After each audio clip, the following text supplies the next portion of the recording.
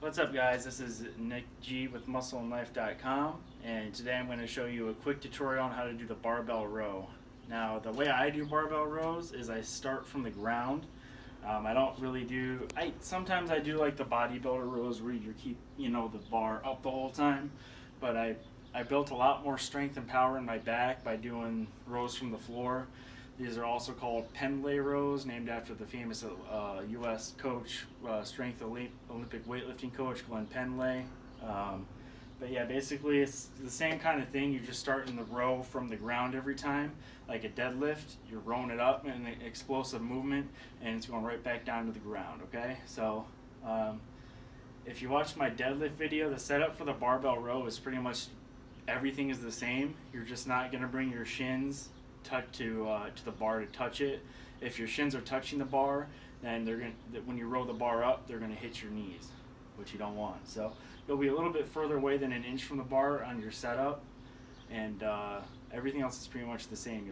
You'll bring your back up, you'll squeeze it so it raises your chest and makes your back a little bit straighter, and then you'll just row up by pulling the bar back with your elbows till it touches you want to, on this exercise, touch either like the bottom part of your chest, right here, like in your abdomen, or you can even go a little bit lower and make sure it touches here. But just like the bench press, you want to touch your body every time and then go down. So this is basically like rows from the ground. I love them because they're like the exact opposite movement of the bench press, so it works all your posterior muscles. So it keeps you balanced. It's a really good way to just stay strong, healthy, and build some more all-around muscle mass on your upper body.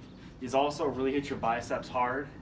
I really don't do curls that much. I have to start again, but like my arms are they're like 17 and a half inches, and I never do curls. Like I haven't done curls in years. It's just from rowing and pressing heavy weights and deadlifting and stuff like that. Anyway, so we're gonna go over here. I'm gonna get my stance. So I'll show you my stance just like I did with the deadlift video in case you didn't watch that one. So your stance is gonna be maybe a little bit further away for rows, because again, like, you just want to be careful that you don't hit your knees on the way up. That really hurts. We've all done it. So probably about like this, and then everything else will be the same. I'll bend over, pick up the bar, straighten out my back, and I'll row it. Okay. So these are explosive, guys. You don't want to do these like slow and controlled. This is an explosive movement. It should be fun. It should feel good to do these. Okay. So here we go. Double overhand grip, by the way. You'll see some people row like this. That just feels weird to me. I feel like it's a bicep injury waiting to happen. I always go double overhand, okay? But whatever, if that works for you, go for it.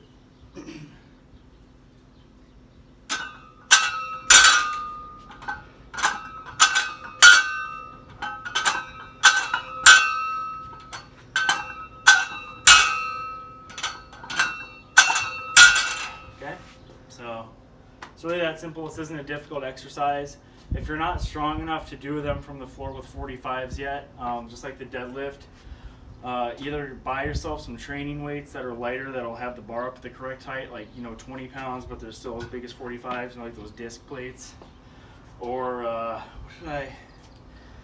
when I very first started training, I wasn't strong enough to do that yet.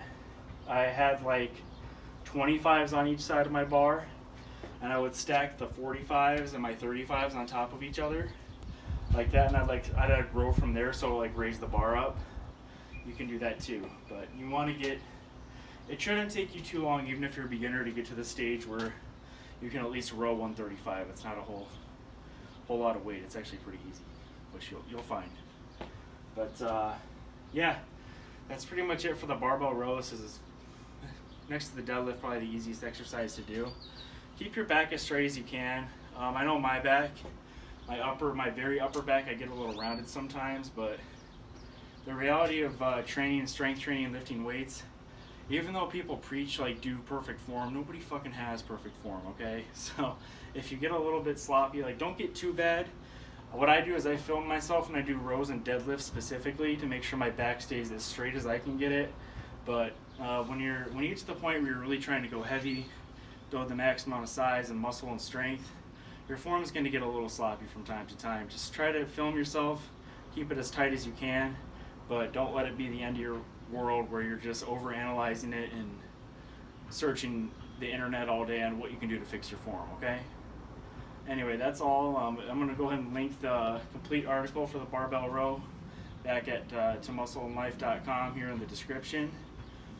Do yourself a favor. If you found me on YouTube or you're just watching the video and you're kind of doing other stuff and you actually want to learn something, go to my blog. Go to muscleandlife.com, follow the link, and actually read. The reason that I'm mainly a blogger is because when people read something, you actually have to you have to be engaged with the content, and that forces you to actually learn something. I like to write for that reason, because I believe it's the best way to actually get your message out to people is to write it down, okay? All day long, I even do it. I listen to podcasts, YouTube videos in the background when I'm doing the dishes or cleaning or whatever I'm doing at home, and I'm listening, but I'm not really paying attention. So whenever I really want to learn something online, I always go to Google, and I find it's 99% of the time it's a blog. It's somebody's blog that I'm actually reading and learning from, because I actually have to be engaged with the content. So do yourself a favor and read. All right, guys? Thanks for stopping by.